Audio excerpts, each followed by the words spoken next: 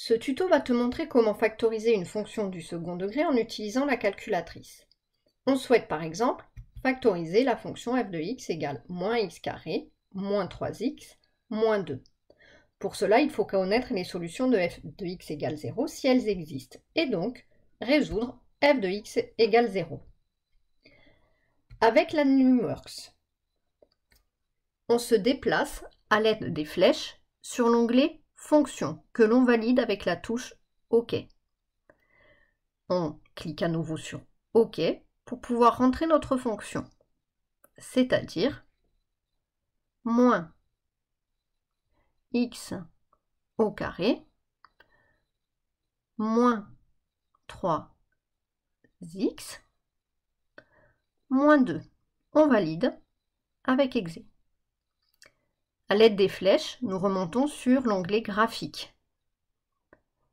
On distingue les solutions, mais pour les faire apparaître clairement, on va cliquer sur la touche OK. On sélectionne Calculer et on choisit le terme racine. Les solutions apparaissent x égale moins 2 et x égale moins 1 en se déplaçant sur l'axe des abscisses. Avec la Casio, on se déplace sur le menu Graphe, que l'on sélectionne avec Exe. On rentre alors directement notre fonction moins x carré moins 3x moins 2. On fait apparaître le graphique en cliquant 2 fois sur Exécute. Pour faire apparaître les solutions de f de x égale 0, on sélectionne Gsolve avec la touche F5, puis Route avec la touche F1.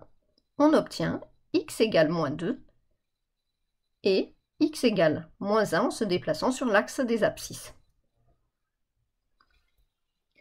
Les solutions f de x égale 0 sont donc x1 égale moins 2 et x2 égale moins 1. Pour factoriser f de x, il faut aussi connaître la valeur du coefficient a, c'est-à-dire celui placé devant x carré. Ici, a vaut donc moins 1. On applique alors la formule qui correspond à notre situation, c'est-à-dire f de x égale a facteur de x moins x1 facteur de x moins x2.